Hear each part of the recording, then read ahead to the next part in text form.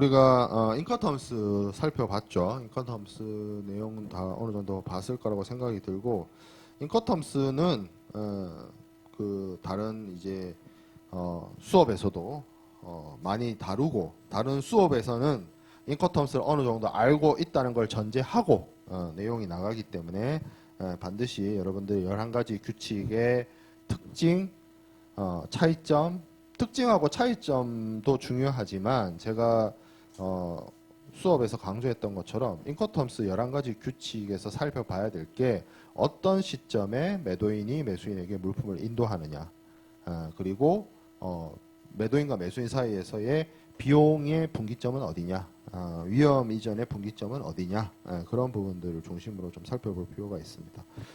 제 수업에서만 그걸 강조하는 것이 아니고 여러분들이 혹시라도 무역영어 검증시험이나 뭐 다른 이 무역과 관련된 시험을 준비를 하는 친구들이 있다라고 한다면 그런 것들을 중점적으로 문제화합니다. 그 문제를 출제하시는 분들이. 그래서 그런 거를 좀 중심으로 살펴보면 좋을 것 같다라고 얘기를 드리고요. 자, 오늘 나갈 내용은 이제 제가 그 CISG를 얘기를 할 텐데, 상무론 시간에서는 CISG가 이런 거다 정도만 얘기하고 넘어갑니다.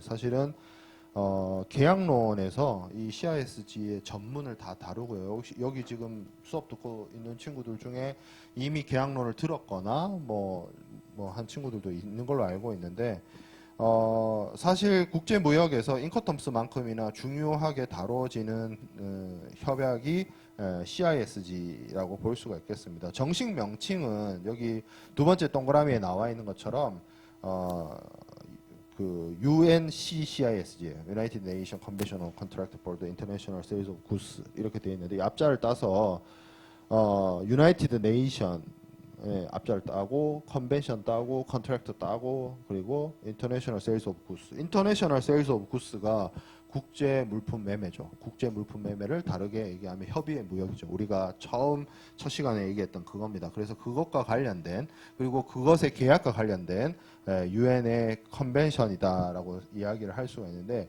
유엔의 컨벤션이라는 게, 물론 컨벤션이라는 단어를 우리가 컨벤션 센터 이런 용어에서도 쓰긴 하는데, 여기서 말하는 컨벤션은 유엔의 협약이라고 볼 수가 있습니다.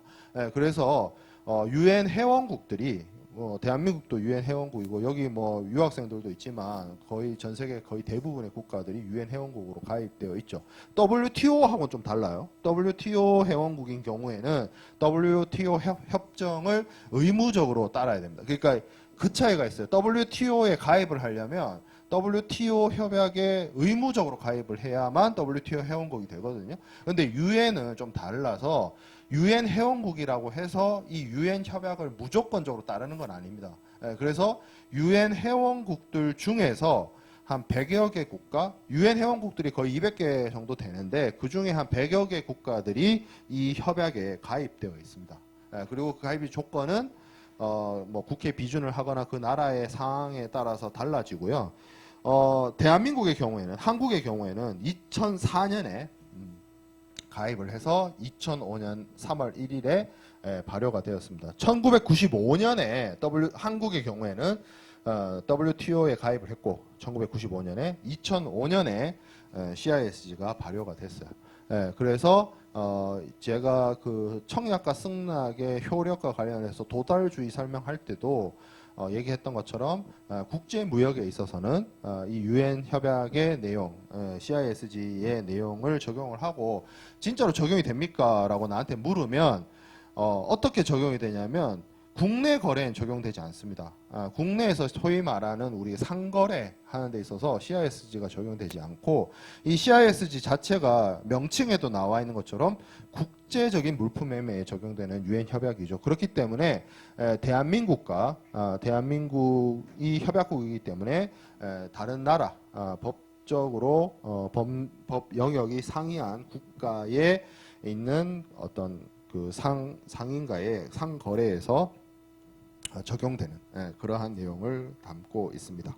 그래서 국내법, 국내 거래에 적용되지 않고 국제 거래에 적용되는 협약이다. 그래서 이거를 이제 CISG다 이렇게 얘기를 하는데 또 이걸 명칭이 되게 많아요. 정식 명칭은 여기 나와 있는 것처럼 유나이티드 네이션스 이렇게 시작되는 게 정식 명칭이고 이걸 번역한 말이 국제 물품 매매 계약에 관한 유엔 협약이고 줄임말이 CISG라고 적기도 하고 UNCCISG라고 하기도 하고 그리고 이 협약의 그 뭐라고 해야 될까 시작 뭐 발표 그 자체가 1980년에 있었는데 그게 시작된 데가 비엔나예요. 비엔나. 오스트리아 빈. 그래서 이걸 비엔나 협약이라고 하는데 비엔나 협약이라고 하는 책도 있어요. 근데 최근 들어와서는 이게 2005년에 발효됐으니까 20년 됐잖아요. 올해가 CISG 발효된 지 20년이거든요. 대한민국이. 그러니까 20년 전에는 이 협약을 지칭하는 말로 비엔나 협약이라는 말을 되게 많이 썼어요. 근데 비엔나가 뭐 커피로 유명하지, 그렇지? 그렇죠.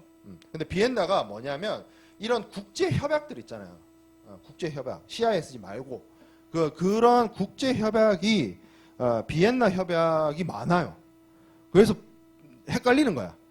헷갈려서 요즘에는 이걸 지칭할 때, 이 협약을 지칭할 때 비엔나 협약이라고는 잘 안 하고 CISG 혹은 UNCCISG라는 표현을 더 많이 씁니다.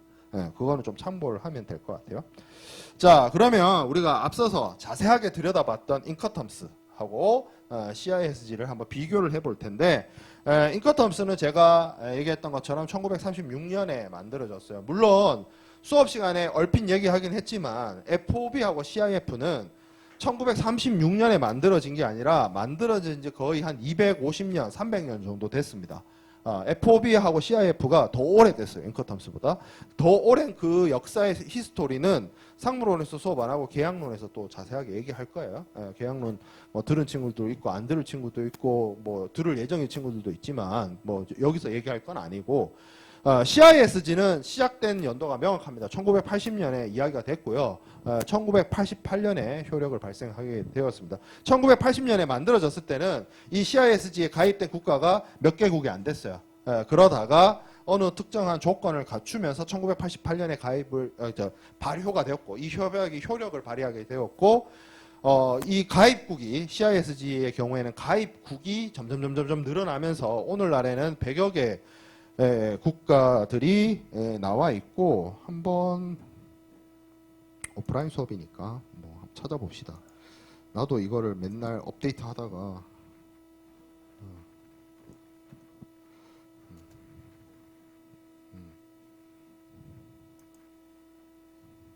자 운시트랄입니다. 이 CISG를 만든 것입니다. 유나이티드 네이션 UN이죠. UN 위원회입니다. UN 커미션 이렇게 되죠. 위원회. 뭐에 대해서? 인터내셔널 트레이드 로에 대한 위원회입니다. UN 커미션인데 예를 들어서 세계 문화유산을 관리하면 뭐예요? 유네스코. 어린이의 건강 이런 거 신경 쓰면 유니세프. 다 걔네 다 같은 그런 카테고리예요.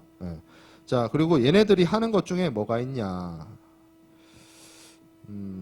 워킹그룹 어디 메뉴가 따로 있는데 나도 이 사이트 오랜만에 들어와서 있네. 여기 있죠. 인터내셔널 세일즈 오브 굿스 관련 협약 관련 조항 이렇게 있고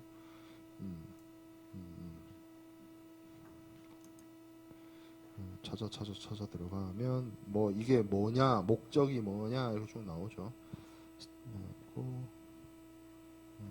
상태. 자, 몇 개국이야? 이게 계속 업데이트가 돼가지고 나도 한 번씩 들어와봐요. 97개국이네요. 97개국. 97개국이고 리퍼블릭 오브 코리아 여기 있죠? 2004년 발효 2005년 3월 1일 자로 되어 있습니다. 여기 쭉 명단에 보면 여러분들이 알만한 그런 나라들 다 있어요. 쭉 있죠. 그래요. 브라질, 카메룬, 캐나다, 칠레, 차이나, 북한도 있네. 그렇죠? 북한. 그리고 이집트, 핀란드, 프랑스, 절메니, 이스라엘, 이탈리, 재팬 다 다 있죠. 멕시코, 몽고, 뉴질랜드, 노르웨이, 파라과이, 페루, 인도네시아, 뭐 여기도 있을 텐데 인도네시아 없나?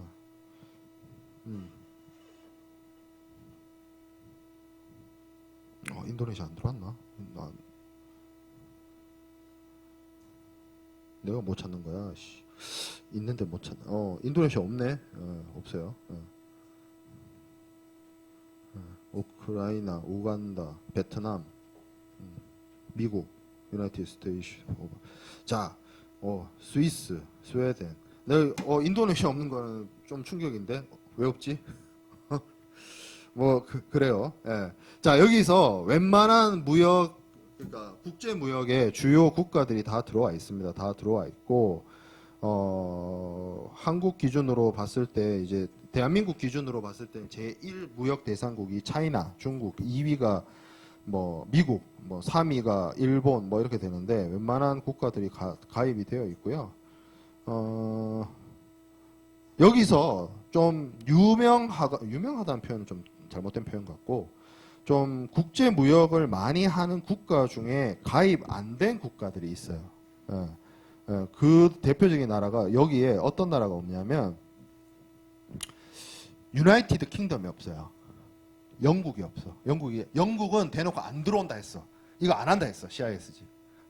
그래서 영국만 없는 게 아니라 영국에 좀 영향을 이게 말을 좀 조심해야 되는데 사실상 뭐예요? 옛날에 영국 식민지였던 국가들 중에 법 체계가 영국이랑 되게 비슷한 나라들 있잖아요. 그런 나라들도 다 안 들어왔어요. 그래서 여기 보면 인도 없을걸요? 인도 없어요. 인도 없고 뭐 좀 그렇습니다. 근데 웃긴 게 또 뉴질랜드랑 캐나다는 또 들어와 있어.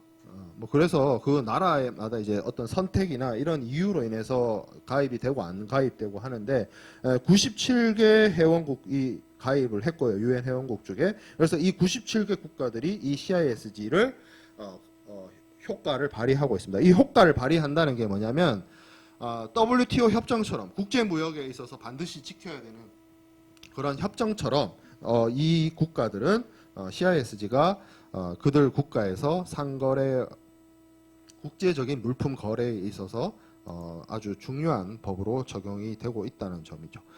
자, 그래서 좀 비교를 해보면 그렇고 인커텀스하고 CISG 뭐 주요 규정 내용 이렇게 되어 있는데 인커텀스는 여러분들이 지난 시간, 지지난 시간 사전 제작 강의 통해서 배웠다시피 매도인과 매수인이 무엇을 해야 되는지에 대해서 11개의 정형거래 조건을 기준으로 설명을 하고 있고요. CISG는 뭘 얘기를 하고 있냐면 이 협약이 계약에 대한, 그러니까 이 앞에 명칭에 보면 Contract for the International Sales of Goods잖아요. 그러니까 국제 물품 매매에 있어서 어떤 부분, 그것에 관련된 계약에 적용되는 국제법이기 때문에 계약의 성립이라든지 아니면 그 계약의 이행과 관련돼서 매도인과 매수인이 해야 할 일이라든지, 그리고 계약이기 때문에 계약이 원활하게 이행이 되면 문제가 없는데 계약이 원활하게 이행되지 않았을 때 어떻게 구제를 해야 되는지 그런 내용들이 CISG에 주로 담겨 있습니다. 자, 그리고 적용 근거 이렇게 되어 있는데 인커텀스는 제가 그 얘기를 했죠. 이게 어떠한 국제법도 아니고 어떤 특정한 국가의 법도 아니지만 민간 기구에서 만든 협약이기 때문에 당사자들이 계약서를 작성을 할 때 인커텀스 내용대로 계약 내용을 따르겠다라는 준거 문헌을 삽입을 해야 된다라고 얘기를 했었는데 CISG는 국제법입니다. 국제협약이에요. 예를 들어서 뭐 한미 FTA 뭐 아니면 뭐 그런 것처럼 국가와 국가 혹은 지금 이 CISG 같은 경우에는 다수 국가들이 참여했기 때문에 국제기구를 통한 협약입니다. 그래서 반드시 그 회원 가입국들이 협약의 가입국들이 지켜야 되는 거예요.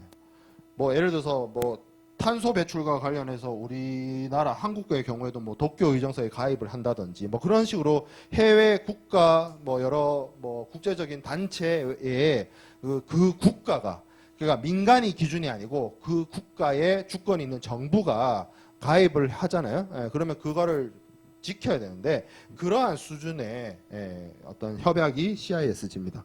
그래서 CISG는 기본적으로 협약국과 협약국 혹은 협약국과 비협약국이라 할지라도 CISG를 준거법으로 결정하는 그러한 거래에 자동 적용돼요. 법이니까. 국제법이니까. 법이란 게 여러분들 내가 지키기 싫다라고 해서 안 지키고 뭐 지키고 싶으면 지키고 이게 아니잖아요. 그냥 지키는 거잖아요. 기본 세팅 값이. 그렇죠? 그렇처럼 CIS는 기본적으로 적용이 됩니다. 근데 우리가 여러분들이 일상생활을 살면서 대한민국 법을 나 지키기 싫어해서 안 지키고 살아도 문제가 안 지키고 살게 되면 문제가 많아지는데 CISG 경우에는 예외적으로 뭐가 있냐면 당사자 자치의 원칙을 존중해줘요. 왜냐하면 국제무역이라고 하는 거는 CISG가 만들어지기 훨씬 오래전부터 몇천 년 전부터 상인들 사이에서 자체적으로 매도인과 매수인 사이에서 당사자 자치에 의해서 이루어져 온 역사와 전통이 있기 때문에 이거 CISG 유엔에서 만들었다 해가지고 모든 무역 거래를 할 때 다 지켜. 그건 말이 안 된다는 걸 만든 사람들도 알아요. 그래서 CISG 자체에 뭔 내용이 있냐면 자, 이 내용을 따르는데 매도인하고 매수인이 계약을 이행하는 단계에서 CISG 내용을 변형한다든지 아니면 배제한다든지 그런 걸 할 수 있다라고 아예 CISG에 넣어놨어요. 그래서 당사자들이 CISG를 대한민국에 있는 무역 거래를 하는 사람이라 할지라도 CISG를 적용하기 싫다라고 하면 CISG를 배제할 수 있습니다. 그런 어떤 근거도 만들어놨다. 자, 구제 방안이 있는데 구제 방안이라고 하니까 이게 한자어가 이제 여러분들한테 어려운 말이라서 영어로 그냥 레메디예요, 레메디. 이거 계약 내용을 제대로 지키지 않았을 때 CISG나 인커텀스 내용을 지키지 않았을 때 어떻게 해결하느냐에 대한 방법인데 CISG는 계약 상대방이 잘못을 했을 때 어떻게 그 문제를 해결할 것인지에 대해서 굉장히 자세하게 구제 권리를 나름 만들어 놓고 있습니다. 근데 인커텀스는 그게 없어요. 상대방이 매도인의 할 일과 매수인의 할 일을 제대로 하지 않았을 때 어떻게 할 건지에 대한 내용이 없어. 뭐 싸워야 되는 거죠. 법원에서 만나러. 자, 그 다음에 적용 대상. 유형제인 국제 물품 매매 거래에만 적용합니다. 그리고 이거는 인커텀스도 똑같아요. 인커텀스가 똑같은데 인커텀스가 2020년 개정을 하면서 국내 거래에도 적용될 수 있다라고 도메스틱이란 말이 들어갔거든요. 그러면서 국내 거래에 적용될 수 있도록 기반을 만들어 놨는데 CISG는 근본적으로 국내에서 이루어지는 상거래에는 적용되지 않습니다. 국제 거래에만 적용이 됩니다. 자, 그리고 양자의 관계 이렇게 되어 있는데 이게 어떤 느낌이냐면 CISG의 그 계약론 수업을 들은 친구들은 알 텐데 CISG 내용을 이렇게 딱 보면 매도인과 매수인 사이에서 계약이 어떻게 성립된다 뭐 이런 내용들을 담고 있어서요. 얘가 CISG가 좀 뭐라고 해야 될까 하면 좀 형이상학적으로 좀 선언적 내용들이 많아요. 매도인은 물품의 소유 매도인에게 그러니까 매도인은 매수인에게 물품을 인도해야 된다. 뭐 너무나 당연한 것 같은 그런 말을 당연하게 써놨어요. 그래서 CISG의 내용이 조금 더 포괄적이고 좀 선언적이고 좀 기본적인 내용을 다루고 있다라고 한다면 인커텀스는 좀 세부적으로 매도인은 정확하게 어느 시점에 우리 앞에서 살펴본 인커텀스 내용들이 다 그랬잖아. 어떤 지점에다가 어떻게 갖다 놔서 거기까지 들어가는 돈은 매도인이 부담하고 그 이후부터는 매수인이 부담하고 그런 식으로 거래의 유형도 많이 나눠놓고 11가지로 매도인의 역할과 매수인의 역할을 조금 더 세부적으로 구체적으로 적어놓은 경향이 없지 않아 있습니다. 그래서 CISG하고 인커텀스가 상호 보완적이란 말은 그 뜻이에요. CISG가 좀 이렇게 너프하게 얘기하면 세부적인 디테일은 인커텀스에 있게 그렇게 규정이 되었다. 자, 그리고 CISG와 인커텀스의 이 역학관계를 보면 CISG 제9조에 매도인과 매수인 혹은 무역 거래를 하는 당사자들 사이에서 자체적으로 사용되는 간행과 간습을 적용할 수 있다 이렇게 되어 있거든요. 그래서 CISG도 인커텀스와 같은 국제 규칙이 무역 거래에서 널리 사용된 것을 알고 있고 그리고 그거를 적용해서 사용될 수 있도록 내용을 담고 있습니다. 자, CISG의 적용 범위 살펴볼게요. 이거 아까 제가 계속 강조했던 것처럼 국제 거래에만 적용이 됩니다. 그리고 CISG 앞에서 우리가 97개 국가가 CISG 협약에 가입을 했다는 걸 확인할 수가 있었는데 CISG가 적용이 될 때는 이 협약 가입국 97개국 간의 거래는 당연히 기본적으로 적용이 됩니다. 뭐 이건 따지고 할 것도 없고. 근데 그런 경우 있을 수 있잖아요. 예를 들어서 대한민국에 있는 상인하고 영국에 있는 상인이 거래를 해요. 그럼 우리가 아까 확인한 것처럼 대한민국은 CISG 가입국인데 영국은 아니란 말이죠. 그럼 어떡할 것이냐. 근데 여기서도 당사자 자체의 원칙이 적용이 됩니다. 영국 사람이라 할지라도 나는 CISG 적용할래 라고 하면 적용할 수 있어요. 그리고 더 나아가서 예를 들어서 영국하고 인도 두 국가 다 CISG 가입국이 아닌데 무역 거래를 할 때 중거법을 CISG 쓰겠다라고 하면 그것도 가능합니다. 자, 그리고 CISG 적용이 제외되는 물품과 매매 이렇게 되어 있는데 특수한 대상의 매매는 적용이 되지 않아요. 여기 지금 16번 슬라이드에 동그라미 1, 2, 3, 4, 5, 6 이렇게 되어 있는데 이런 거래에는 CISG가 적용이 안 됩니다. 개인용, 가족용, 가사용으로 구입하는 물품의 매매, 경매에 의한 매매, 경매를 매매라고 보지 않기 때문에 그래요. 자, 그 다음에 강제 집행 이것도 마찬가지죠. 주식, 지분, 투자증권, 통화의 매매 얘네들은 구스가 아닌 거야. 상품이 아닌 거야. 그렇죠? 그 다음에 선박, 부선, 수상익선, 항공기 얘네들은 부동산이라고 봅니다. 부동산이라고 보는 거야. 건물만 부동산이잖아요. 아니에요. 이게 한국도 그렇고 몇몇 대륙법계 국가들 중에 이런 거 있죠. 배, 비행기 이거를 건물처럼 그러니까 재산을 볼 때 여러분들 동산하고 부동산을 알죠? 얘네들을 부동산으로 보는 나라들이 있어. 한국, 일본 이런 나라들은 부동산으로 봐요. 그러니까 이 물품이라고 할 때는 기본적으로 동산을 의미하잖아. 그래서 얘네들은 배제됩니다. 얘네들 거래할 때는 CISG 적용되지 않아요. 전기는 눈에 안 보이잖아. 유형물이 아니잖아요. 무형물이잖아요. 그래서 CISG 적용을 하지 않습니다. 자, 개인용, 가족용, 가사용으로 구입하는 물품의 매매. 자, 국제 무역 거래를 할 때 예를 들어서 나는 바이어, 나는 셀러 해가지고 거래하는 거는 적용이 되는데 그냥 여러분들이 아마존에 가서 물건 하나 사는 거 있죠. 그것까지 CISG 적용하기엔 곤란하잖아. 그 얘기예요. 그 얘기. 개인용으로 내가 해외에서 사는 물건에는 CISG 적용하지 않는다. 그 얘기입니다. CISG에서 적용되지 않는 물품의 매매는 그렇고 자, 매도인의 의무와 매수인의 의무. 너무나 당연한 얘기죠. 물품을 인도해야 된다. 매도인이 매수인에게 소유권을 이전해야 된다. 관련된 서류를 넘겨줘야 된다. 뭐 계약을 제대로 해야 된다. 매수인의 주요 의무, 대금을 지급해야 된다. 내일 해에는 동쪽에서 뜰 거야 같은 수준의 너무나 당연한 얘기를 하고 있어요. 그런 내용들로 구성이 되어 있긴 합니다. 자, 그래서 CISG의 내용을 좀 살펴봤고 이 CISG의 주요한 진짜 그 원래 오리지널 텍스트들은 계약론 시간에 더 자세하게 다룰 수 있을 기회가 있을 거라고 생각이 들어요. 그래서 뭐 전공 필수 과목이니까 1학기 때 수업을 들으면 될 것 같습니다. 자, 그래서 이제 대금 결제로 넘어가도록 할게요. 대금 결제 6주차 강의제로 보도록 하겠습니다. 자, 6주차부터 이제 대금 결제를 볼 텐데 아마 7주차 강의 자료까지는 못 나갈 것 같고 6주차 강의 자료까지 시험 범위가 되지 않을까 싶긴 한데 6주차 강의 자료도 그렇고 7주차 강의 자료도 그렇고 다 내용이 그겁니다. 결제입니다. 결제. 대금 결제. 대금 결제는 누가 하는 거예요? 매수인이 하는 거죠. 물건 사는 사람이 물건 파는 사람한테 해주는 거죠.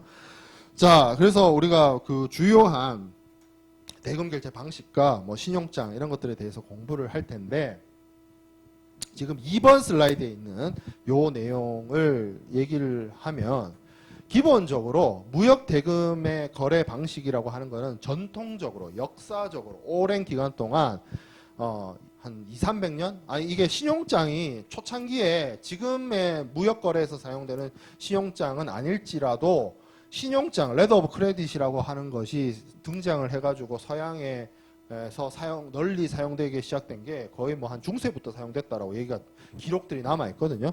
그래서 오랜 기간 동안 국제 무역을 하는 데 있어서 멀리 떨어져 있는 사람들 사이에서 상거래를 하고 신용 거래를 하는 데 있어서 신용장이 오랜 전통적인 방식으로 사용이 되어 왔는데 이 변화를 가져다 준 거는 역시나 인터넷이었죠. 인터넷이 보급이 되면서 신용장의 사용 방법이 점점 줄어들게 됩니다. 그래서 여기 표에 나와 있는 것처럼 97년도에 43%를 차지하고 있다가 거의 20% 수준으로 내려왔고, 송금 이렇게 돼 있죠. 송금 계좌이체죠. 계좌이체. 계좌이체.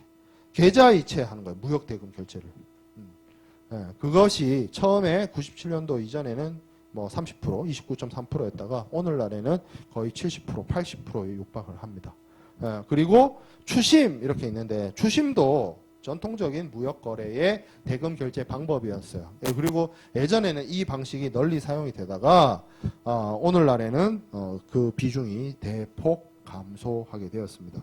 자, 그러면 이 신용장과 송금 방식의 큰 어떤 이렇게 드라마틱하게 사용되는 빈도와 비중이 바뀐 이유가 있을 건데, 이 2000년대 넘어와서 국제화가 되고 글로벌리제이션이 되고 IT 산업혁명이 발생을 하면서 국제무역과 관련돼서 운송 간행이나, 그러니까 여러분들이 뭐 부산에서 살면서 여러 번 보게 되는 컨테이너나 이런 것들 있잖아요.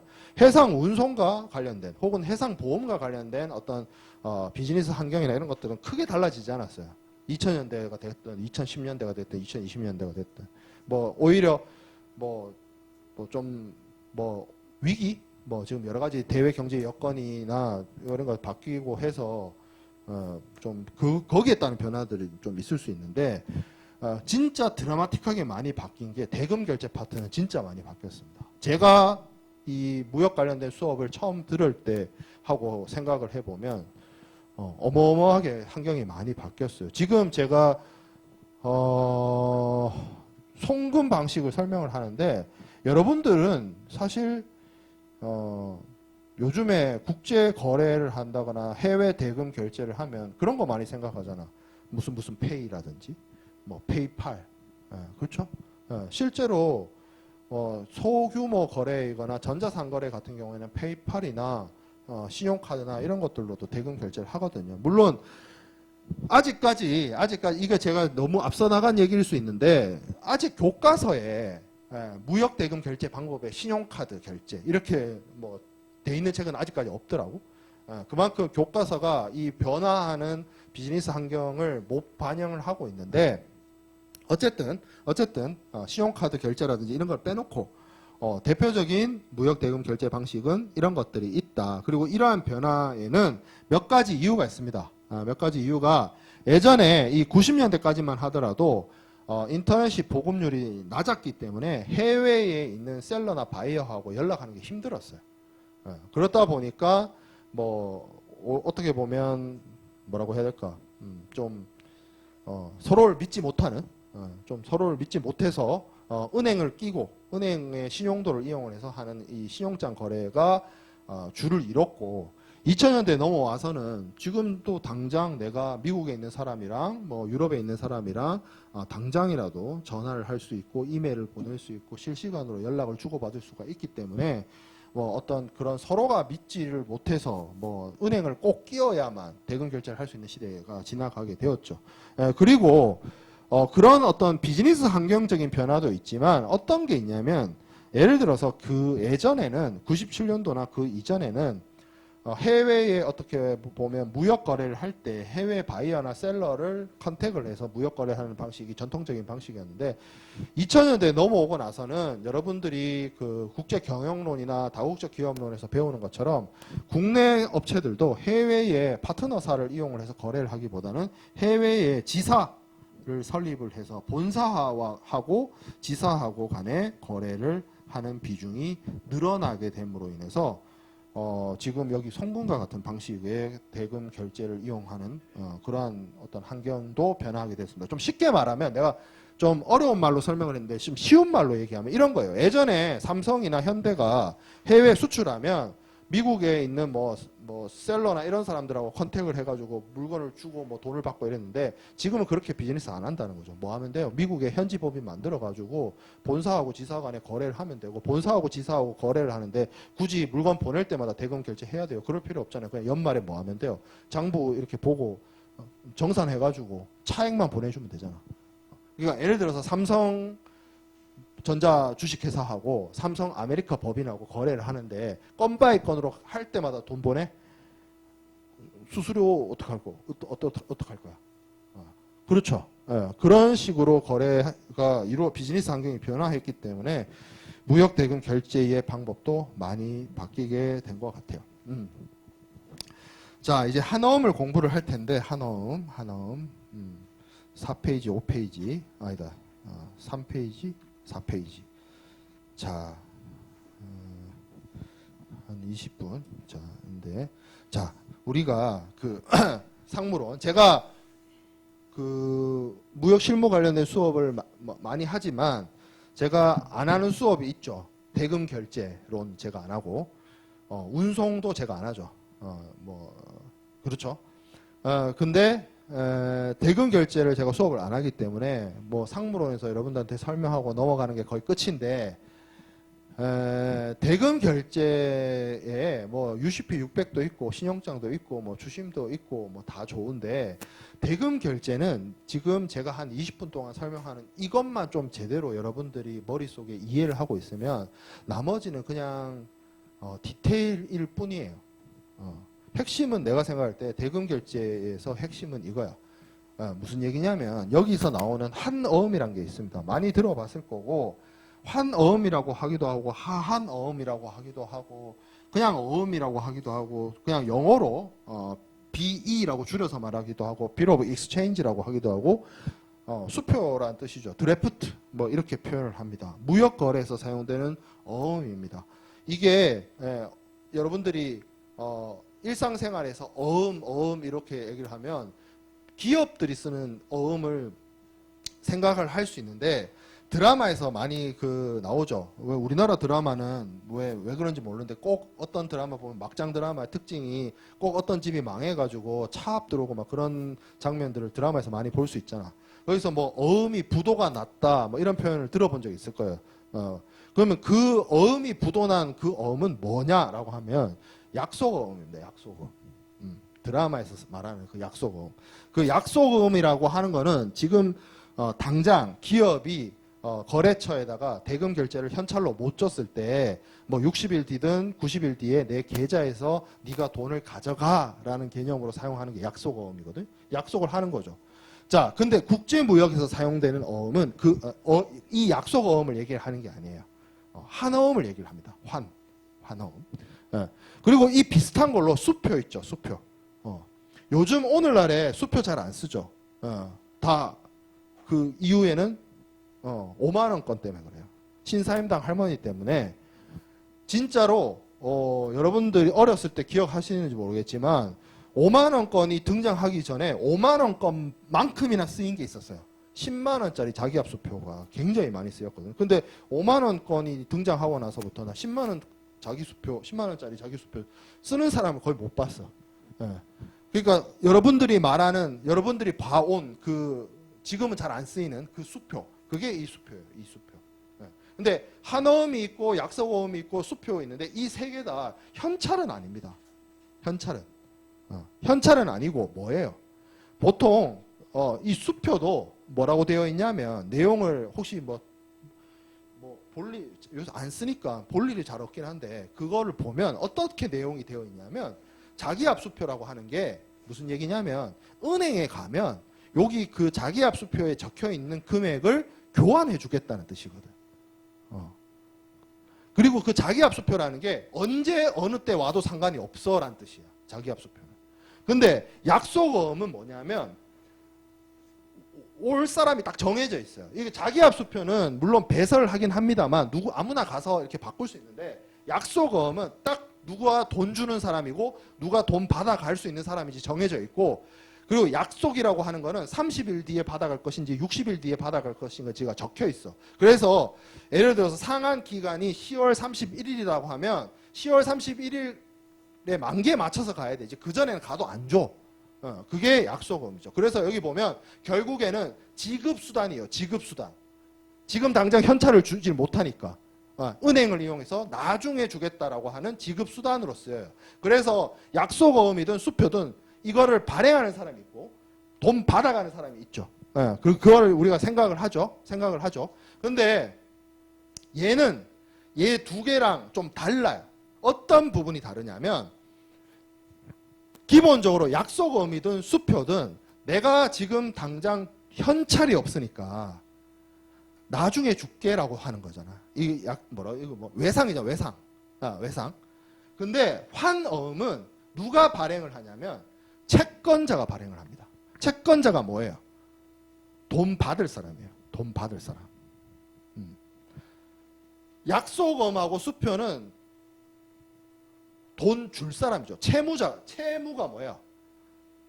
내가 그러니까 여러분들이 여기서 단어가 되게 오염이 돼 있어서 헷갈릴 수가 있는데 채무자라고 하면 뭔가 빚쟁이 같잖아. 빚 많이 진 사람이라고 하는데 우리가 채권 채무 관계다라고 하면 뭐예요? 돈을 받을 권리가 있는 사람이 채권자고 돈을 줄 의무가 있는 사람을 채무자라고 해요. 그러면 요거 두 개는 돈을 줄 의무가 있는 사람. 무역거래에서 누구예요? 매수인이죠. 무역거래에서는 돈을 줄 의무가 있는 사람이 매수인이잖아. 그렇잖아. 그러니까 돈을 줄 의무가 있는 사람이 발행하는 게 약속어음하고 수표고 환어음은 돈을 받을 권리가 있는 사람이 발행하는 거예요. 무역거래에서 돈을 받을 권리가 있는 사람이 누구예요? 매도인이죠. 그러면 얘는 누가 발행하겠다는 거야? 매도인이 발행하는 거죠. 채권자가 발행한다라고 하는데 그냥 채권자가 발행이라고 외우지 말고 채권자라는 게 돈 받을 권리가 있는 사람. 무역거래에서 돈 받을 권리가 있는 사람은 물건을 판 매도인이 돈 받을 권리가 있는 거지. 그러니까 매도인이 발행하는 거야. 매도인이. 나머지 어음하고 달라. 환.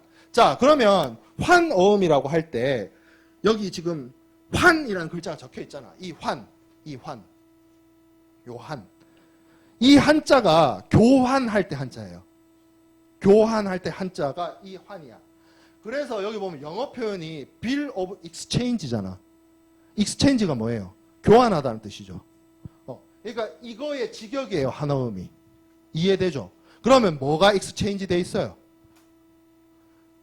얘네는 기본적으로 뭐예요? 외상 거래한 사람이 발행하는 건데 얘는 뭐야?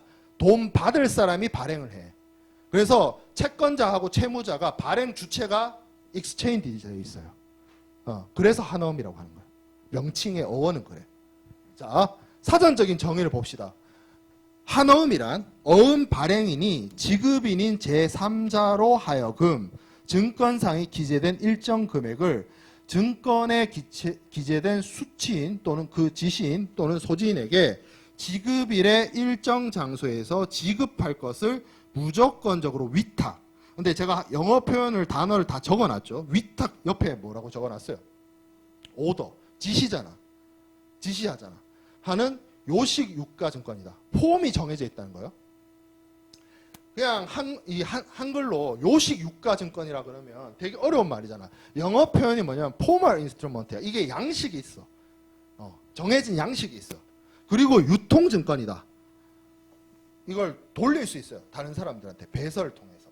자, 그 뒤에 말들은 대충 이해가 되는데, 자, 이 말이 있습니다. 어음 발행인이 지급인인 제3자로 하여금 증권상에 기재된 일정 금액을. 근데 증권상에 기재된 일정 금액이란 게 예를 들어서 대금 결제를 한다라고 치면 뭐 100만 불이면 100만 불, 1000만 불이면 1000만 불이 적혀 있을 거고 날짜가 있을 건데 그 말이 있잖아요. 지금 이 지급일의 일정 장소에서 지급할 것을 얘기를 한다라고 하는데 얘는 발행하는, 그러니까 예를 들어서 약속어음이라고 칩시다. 수표라고 칩시다. 그러면 자기가 끊은 사람이 있을 거 아니야? 발행한 사람이 있을 거 아니야? 그러니까 이 경우에는 약속어음 같은 경우에는 자기가 수표를 발행했고 그 수표 대금을 자기 돈으로 내야 돼. 예. 근데 환어음은 뭐야? 익스체인지 돼 있다 했잖아. 그러니까 자기 돈으로 안 하고 누구한테 시켜. 그래서 오더라고 한 거야. 누가? 지급인인 제3자로 하여금 어떤 사람한테? 수취인, 지시인, 소지인한테 돈을 주라고. 돈을 주라고 얘기를 해요. 돈을 내가 주겠다가 아니라 다른 사람한테 돈을 주세요라고 얘기를 하는 거예요. 이거 일종의 뭐예요? 지급지시서예요. 지급지시서. 대금 결제를 하라고 오더하고 있는 서류예요. 한어음이. 이 말이 어려워서 그렇지 이 내용을 하나하나 뜯어보면 그래요. 자, 그러면 여기서 오케이. 그래. 이거 발행인 돈 받을 사람이 지시를 하는구나. 거기까지는 이해를 했어. 자, 그 다음 페이지를 봅시다. 자, 신용장이 있고 여기 LC 이렇게 돼 있죠. LC가 있고 추심이 있습니다. 어차피 이 환어음이 쓰이는 거래는 신용장을 쓰거나 추심을 쓰는 경우가 거의 대부분이야. 물론 그냥 예를 들어서 신용장과 추심을 쓰지 않고도 한어음을 쓰는 경우가 있긴 있습니다. 있긴 있어요. 그렇지만 대체적으로 신용장이나 추심을 이용을 해서 한어음을 쓰는데, 자, 여기서 이렇게 여러 사람이 등장을 합니다. 여러 사람이 등장을 하는데 발행인은 한 사람이에요. 누구죠? 매도인. 그래서 여기 적혀 있죠. 그러니까 여기 매도인이라고 적혀 있고 여기도 매도인이라고 적혀 있어요. 이 사람 뭐예요? 수출하는 사람. 셀러. 이 사람이 발행인이야. 발행인이야. 그래서 이 앞에 사전적 정의를 얘기할 때 어음 발행인이라고 적혀 있죠. 어음 발행인. 이 사람이 지시하는 사람이겠네. 돈 받을 권리가 있는 사람이죠. 제가 계속 했던 설명을 계속 반복하고 있어요, 여러분들한테. 자, 근데 이 사람이 지시를 한대. 누구한테 지시를 하는데? 이 앞에 이 말이 있었죠. 지급인한테 지시를 한다. 누구한테 주라고? 수취인이나 지시인이나 소지인한테 주라고. 그러면 여기서 지급인은 누가 돼요? 추심이거나 추심 거래이거나 아니면 신용장을 쓰지 않는 거래에서는 매수인이 지급인이 됩니다. 돈 줄 사람이죠. 돈 줄 사람. 지급인이라고 돼 있는데 여기서 뭘 지급하는 거야? 돈을 지급하는 사람이라는 뜻이에요. 지급인. 자, 그러면 신용장은 매수인이 지급인이 아니에요. 왜 그러냐면 왜 신용장 거래에서 매수인이 지급인이 아닌지는 신용장을 공부하면 답이 나옵니다. 신용장이 추심이나 다른 대금 결제 방식하고 다른 이유가 은행이 이 매수인의 거래은행인 발행은행이 매수인을 대신해서 지급 약속을 해줘요. 그래서 매수인의 거래은행인 발행은행이 지급인이 돼요. 신용장만 그래요. 그러면 신용장과 나머지 대금 결제 방식의 가장 근본적 차이점이 이거예요. 이해돼요? 무슨 말인지? 은행이 대신 돈 주겠다라고 약속을 해주는 게 신용장의 가장 큰 핵심이고 가장 큰 차이점이에요. 그래서 신용장을 쓰면 발행은행이 지급인이 됩니다. 돈 줄 사람이 되는 거예요. 자, 그러면 이 지급인한테 얘기를 하는 거죠. 누구한테? 수취인한테 돈을 정해진 날짜에 정해진 금액을 정해진 장소에서 줘라라고 지시를 하죠. 오더를 하잖아요. 그러면 이 수취인은 뭘 받겠다는 거예요? 여기서 받는다. 수취하다가 받는다는 거잖아. 뭐 받는 사람? 돈 받는 사람이라는 뜻이죠. 돈 받는 사람. 돈 받는 사람. 수취인. 자, 그래서 수취인은 누가 되느냐? 수취인이 누가 되느냐? 추심 거래하고 나머지 신용장을 쓰지 않는 기타의 거래에서는 돈 받을 사람이 누구겠어요? 매도인이 되겠죠. 그래서 추심 거래이거나 아니면 신용장 쓰지 않는 나머지 거래에서 만약에 한어음을 쓰게 되면 매도인이자 수출자가 어음의 발행인이자 누가 돼요? 수취인이 됩니다. 근데 신용장 거래에서 오면 누가 나타나요? 여기 매입은행이 나와 있어요. 근데 이것 또한 100%는 아닌 게 이 신용장 거래가 매입 신용장인 경우에 매입은행이 돈 받을 사람이 됩니다. 매입 거래는 뭡니까? 매입 신용장은 뭡니까? 신용장은 종류가 많아요. 매입 신용장도 있고 인수 신용장도 있고 상한 신용장도 있고 신용장의 그 종류가 달라요. 근데 대체적으로 매입 신용장을 이용해서 어음을 매입을 하죠. 어음 매입을 여러분들이 그 재무회계나 이런 데서 배울 기회가 있어요. 이거를 뭐라 그러냐면 어음 할인이라는 이름으로 배워요. 회계학에서, 재무회계에서. 무슨 얘기냐면 내가 이 돈 받을 권리가 있는 매도인이 120일 뒤에 혹은 뭐 160일 뒤에 180일 뒤에 돈 받을 권리가 있다고 칩시다. 180일 뒤에 내가 1억 원을 받을 권리가 있어요. 180일 뒤에. 180일 뒤면 6개월 뒤잖아. 6개월 뒤에 내가 1억을 받을 권리가 있는데 나는 지금 당장 돈이 필요해. 그러면 뭘 하냐면 어음 할인이라는 걸 합니다. 180일 뒤에 반년 뒤에 내가 1억 받을 권리를 지금 이 순간 현찰로 바꾸면 그 돈이 1억이 될까요? 1억보다 적을까요? 1억보다 많을까요? 어때야 될 것 같아요? 적어야 되겠죠. 내가 1년 뒤에 1억 받을 수 있는 6개월 뒤에 1억 받을 권리가 있는데 지금 당장 받겠대. 은행한테 가서 얘기를 하는 거야. 자, 은행한테 파는 거예요. 자, 은행아, 6개월 뒤에 네가 1억을 받을 수 있어. 그러면 지금 근데 난 당장 돈이 필요해. 요 권리를 내가 너한테 팔게. 나한테 돈 줘. 그러면 은행이 사겠죠. 은행이 사겠죠. 은행은 돈이 많으니까 당장 돈 현찰 안 급하거든. 그런데 그냥 줄 수 없지. 6개월간에 뭘 받아야 돼요? 이자를 받아야 되죠. 나 돈을 땡겼잖아. 그렇죠? 뭐 9천 얼마 좀 받겠죠. 그래요? 그렇잖아. 그렇지 않겠어요? 그래서 예를 들어서 내가 6개월 뒤에 1억 받을 권리를 팔고 9천만 원을 받았다 칩시다. 그럼 6개월 동안 이자가 1천만 원인 거죠. 은행은 가만히 앉아서 돈을 버는 거죠. 그게 이 자본주의 시장 경제에서 당연한 메커니즘 아니겠어요? 은행이 뭐 땅 파서 장사해? 왜 6개월 기다려줘? 1천만 원 먹을 수 있으니까 6개월 기다려주는 거지. 그렇잖아요. 이거를 속된 말로 어음깡이라고 하는 거예요. 일상생활에서 어음깡 한다. 어음깡을 하는 이유가 뭐야? 당장 현찰이 필요해서. 근데 그렇게 해서 내가 6개월 뒤에 1억 받을 권리가 있다라고 해서 은행에 팔았잖아. 내가 9천만 원 받아왔잖아. 근데 나한테 1억 주기로 한 사람이 6개월 뒤에 은행한테 돈을 안 줘. 그럼 이게 뭐예요? 부도. 그럼 이제 차압 들어오는 거죠. 그거예요. 그 메커니즘이에요.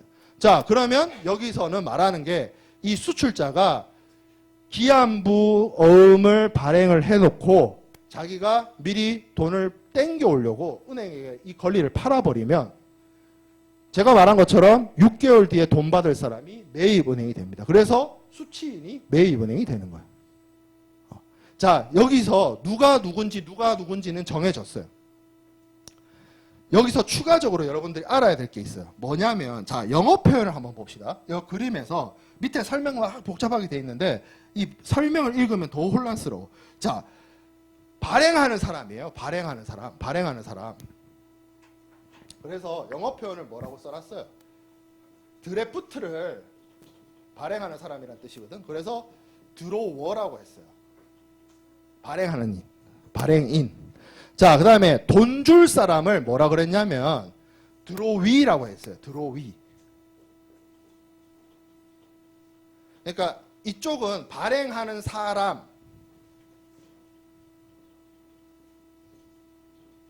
그래서 ER을 썼어요. 네, 그리고 여기는 돈 받을 사람. 네, 지급인이죠. 한국어로 지급인인데 EE를 썼어요. EE. ER과 EE의 차이점. 인터뷰어, 인터뷰이 이런 표현 쓰죠. 그래서 드래프트를 발행하는 사람과 드래프트를 받는 사람인데, 자, 그 말은 알겠고, 자, 여기 보면 돈 받을 사람을 수취인이라고 했어요. 수취인. 그런 다음에 영어 표현을 뭐라고 썼냐면 pay이라고 썼어요. 여기서 여러분들이 뭔가 좀 이상한 게 있죠. 어떤 게 이상한 게 있어요? 얘가 있으면 왠지 모르게 얘도 있을 것 같지 않아요? 돈 줄 사람. 근데 돈 줄 사람, 여기가 수취인이니까 왠지 모르게 이 단어가 이거 같잖아. 맞잖아. 이 말만 보면 돈 줄 페이가 애플페이, 삼성페이 그 페이잖아. 그러니까 페이 하는 사람과 페이 받는 사람이니까 페이 지급인, 페이 수취인.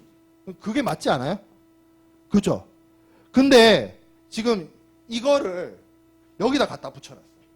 그리고 이런 단어는 등장하지도 않아. 무슨 얘기예요?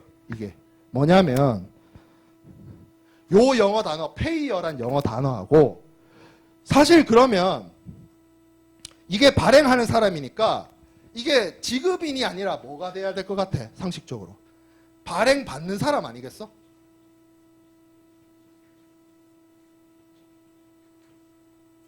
그게 맞겠지. 여기가 발행하는 사람이라며. 여기는 발행받는 사람이어야 되잖아. 근데 영어 표현을 보면 들어오니까 영어 표현은 맞아. 근데 영어 표현은 맞는데 한국어는 뭘 써? 한국어는 이걸 써.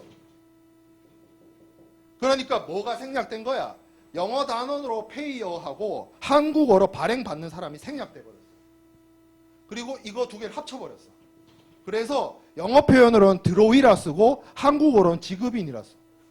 여기서부터 온갖 헷갈림이 시작되는 거야. 그쵸? 아니 왜 이렇게 헷갈리게 만들어놨어요? 내가 만든 게 아니야. 내가 만든 게 아니야. 은퇴하신 교수님들 다 할아버지 되셨어. 이제 은퇴해서 내가 뒷담화 해도 돼. 그분들이 만들 때 이게 처음에 이 무역 이 거래와 간행들이 한국어로 안 돼 있었을 거 아니야. 영어로 돼 있었을 거 아니에요. 영어로 된 걸 한국어로 번역했을 거 아니야. 번역을 이렇게 했어. 이거를 발행받는 사람이라고 번역 안 하고 지급인이라고 번역을 했어. 그래서 굉장히 헷갈린다. 근데 핵심은 뭐다? 드래프트 발행하는 사람, 드래프트 받는 사람, 돈 지급하는 사람, 돈 받는 사람. 간단해. 간단해. 그리고 이게 어떤 대금 결제 방법을 쓰느냐, 추심을 쓰느냐, 신용장을 쓰느냐, 다른 대금 결제 방식을 쓰느냐에 따라서 지급인이 이 사람이 됐다가 저 사람이 됐다가 막 그러는 거예요. 그래서 여기서 보이는 것처럼 매도인과 매수인이 있는데 매수인이 지급인이 되는 방식 추심, 발행은행이 지급인이 되는 방식 신용장. 제가 인커텀스 여러분들한테 가르쳐주면서 인커텀스의 본질을 깨우쳐라. 11가지 조건이 별 차이가 있는 게 아니라 분기점이 계속 바뀐다라고 했잖아요. 무역 대금 결제에 신용장, 추심, 여러 가지 많이 있어요. 근데 그 근본적인 차이점에서 역할이 달라져요. 역할이. 돈 받을 사람은 정해져 있어. 누구? 매도인. 이거는 불변이야. 그쵸? 근데 돈을 자기가 매도인한테 직접 주느냐, 은행 통해서 주느냐, 은행이 대신 주느냐, 이거에 따라서 이게 신용장 방식이 되기도 하고 추심 방식이 되기도 하고 송금 방식이 되기도 하는 겁니다. 이해돼요? 무슨 말인지? 이거가 이해가 되면 대금 결제 나머지에 들어가 있는 이렇게 한다 저렇게 한다 저거는 다 강론이에요. 세부적인 방법일 뿐이에요. 본질이 그래요. 차이점. 본질적인 차이점이 그러하다. 자, 한 가지만 더 얘기해 봅시다. 자, 오케이. 드래프트를 하는데 어음을 쓰는데 가만 생각해 보면 이런 거잖아. 돈 받을 사람이 돈 줄 사람한테 돈 내놓으란 소리 하는 거잖아. 쉽게 말하면 지금 어음이.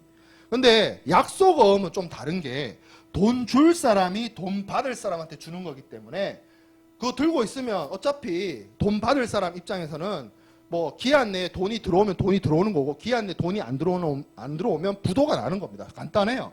근데 한어음은 기본적으로 돈 받을 사람이 돈 줄 사람한테 발행하는 거기 때문에 돈 줄 사람이 매수인이 쉽게 말해서 매수인이 만기가 돼서 돈을 안 주겠다라고 하면 어떻게 할 거냐는 거예요. 그렇잖아. 아니, 그러니까 지급 지시서라니까. 이게 현찰을 대신할 수 있는 게 아니고 솔직하게 말해서 수표 같은 경우 자기압 수표는 신사임당 할머니가 그려져 있는 5만 원권이 사용되기 이전에 거의 현찰처럼 썼어요. 비즈니스에서. 자기압 수표는 그렇게 썼어요.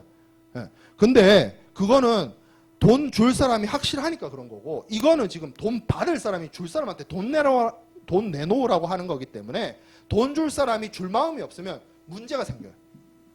다 부도나겠네. 그러면 그래서 돈 줄 사람이 돈을 줄 수밖에 없는 장치가 필요합니다. 그게 뭐다? 제가 그 사전 제작 강의할 때 CIF 때 설명을 했던 선화증권이에요.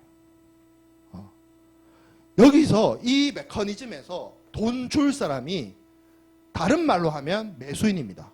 수입자예요. 물건 사는 사람이에요. 지금 돈은 지급을 해야 되는데 이 매수인들이 가장 당면한 시급한 문제는 물건을 받아와야 돼. 그렇죠? 근데 물건은 지금 누구한테 가 있어? 운송인한테 가 있어. 배 타고 있어 지금. 배 타고 오고 있어. 그래서 저 배 타고 오고 있는 저 물건을 찾아가려면, 가져가려면 저 배 타고 있는, 배를 타고 오고 있는 물건을 운송인한테 내놓으라 할 수 있는 권리가 필요한 거야. 근데 그걸 말로 하면 돼? 누굴 믿고? 그러니까 증권을 만드는 거야. 그 증권이 뭐다? 선화증권. 그러면 매도인 입장에서, 돈 받을 권리가 있는 매도인 입장에서 돈을 줘야 되는 매수인을 강제해서 위협해가지고 돈을 뺏어 오려면 뭘 인질로 삼으면 된다? 선화증권을 인질로 삼으면 되는 거야. 선화증권이 인질이야. 야, 너 나한테 돈 안 주면 선화증권 안 줘. 선화증권을 안 준다는 건 매수인이 목적지에 도착한 배에서 물건을 찾아갈 수가 없게 된다는 거야. 그렇죠? 그래서 어떻게 하면 되겠어요? 이 선화증권을 어음하고 같이 붙이면 되죠. 그래서 어음하고 붙여서 선화증권하고 한어음을 같이 보내요. 그리고 한어음에다가 조건을 적어 놓은 겁니다. 이 한어음을 결제하면 선화증권 줄게. 그래서 매수인 입장에서는 저 어음을 수취해야 돼. 수취해서 뭐 해야 돼? 돈을 지급해야 돼. 그래야 인질이 풀려나. 선화증권을 받아올 수 있어. 그럼 그 선화증권 받아온 걸로 내가 운송인한테 제시를 해서 물건을 찾을 수 있게 만드는 겁니다. 그러면 여기서 한어음이 쓰였죠. 선화증권이 있었죠. 그러면 선화증권하고 한어음을 같이 쓴다는 거예요. 그래서 이게 나온 거예요.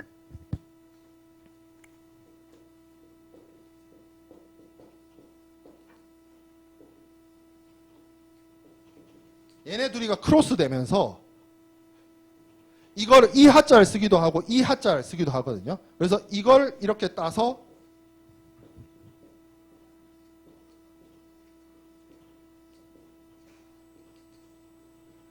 하한어음 결제제도, 하한어음 치결제도, 하한어음 치결 방식. 그래서 무역 관련된 교과서에 여러분들 막 찾아보면 하한어음 제도, 하한어음 치결, 하한어음 취급, 하한어음 결제 그런 말이 등장을 해요. 그거는 그 책을 쓰신 교수님들이 자기가 선호하는 단어를 선택해서 그렇게 써놓은 거고, 핵심적인 내용은 뭐냐면 요 한어음 방식에다가 저 돈 지급을 해야 되는 매수인을 지급하게끔 강제하게 만들기 위해서 선화증권이라는 강력한 인지를 갖다 붙인 거예요. 그래서 요 두 개의 시스템이 만나서 만들어진 게 하한어음 결제입니다. 요 방식은 신용장에서도 쓰고 추심에서도 쓰고 송금 방식에서도 쓸 수는 있어요. 좀 메커니즘적으로 이론적으로 안 맞긴 하지만. 왜 가능해요? 왜 가능해요? 다 쓸 수 있어요. 이거는 결국 뭐 하기 위한 거기 때문에 요 드로이가 이 수치인, 영어 표현으로 수치인, 영어 표현으로는 페이이, 한국어로는 수치인이라고 쓰는 요 사람한테 요 지급인, 그러니까 영어 표현으로는 드로이, 한국어로는 지급인이라고 하는 요 사람으로 하여금 이 사람한테 돈을 주게끔 만들면 되기 때문에 이렇게 돈을 주게끔 만들기 위한 시스템을 만들기 위해서 선화증권과 한어음을 붙인 거고, 신용장과 추심이 다른 이유는 여기서 수취인이 누구냐, 지급인이 누구냐를 가지고 기준으로 나뉘는 거예요. 그러니까 메커니즘은 똑같아.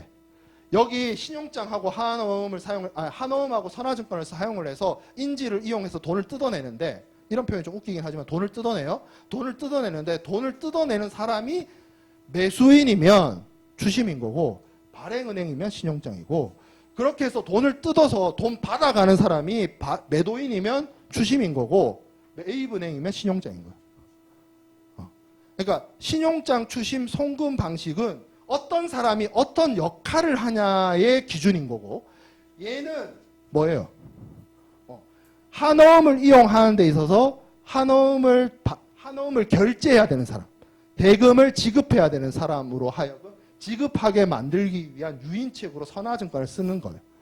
그러니까 선화증권하고 한어음을 이용한 이 대금 결제 방식은 신용장을 쓸 때도 쓸 수 있고 추심을 쓸 때도 쓸 수가 있는 거죠. 누가 그 역할을 하는지만 달라지는 거지. 메커니즘은 똑같은데. 그렇죠? 그렇습니다. 자, 그래서 설명을 다 했고, 자 여기 봅시다. 뭐 매입 신용장의 경우 매도인이 발행인과 매입은행이 수취인인 발행은행이 지급인이 된다. 인수신용장의 경우에는 누가 된다. 이렇게 돼 있고, 한어음에는 발행인, 지급인 및 수취인 세 당사자가 있어야 하나 이러한 당사자 자격 중에 두 개를 같은 사람이 겸할 수도 있다. 그럴 수 있죠. 그러니까 이런 경우가 나올 수 있는 거지. 이런 경우가 나올 수 있죠. 그런데 제일 많이 사용되는 게 뭐 자기 수표 어음이다. 뭐 이런 자기 표시 어음이다. 뭐 이런 얘기를 쓸 수 있죠. 이거는 뭐 그냥 여러분들 4번 밑에 슬라이드에 있는 요 내용은 뭐 핵심적인 설명 내용하고 좀 동떨어져 있어서 그냥 한번 읽어보면 될 것 같고, 제가 여러분들한테 얘기하고 싶은 부분은 한어음이 일종의 대금 결제의 수단으로서 이렇게 사용이 된다라는 거죠. 자, 그래서 추심부터 시작을 해서 대금 결제 방식을 설명할 건데, 요거는 사전 제작 강의에서 이어가도록 하겠습니다. 마칠게요. 네.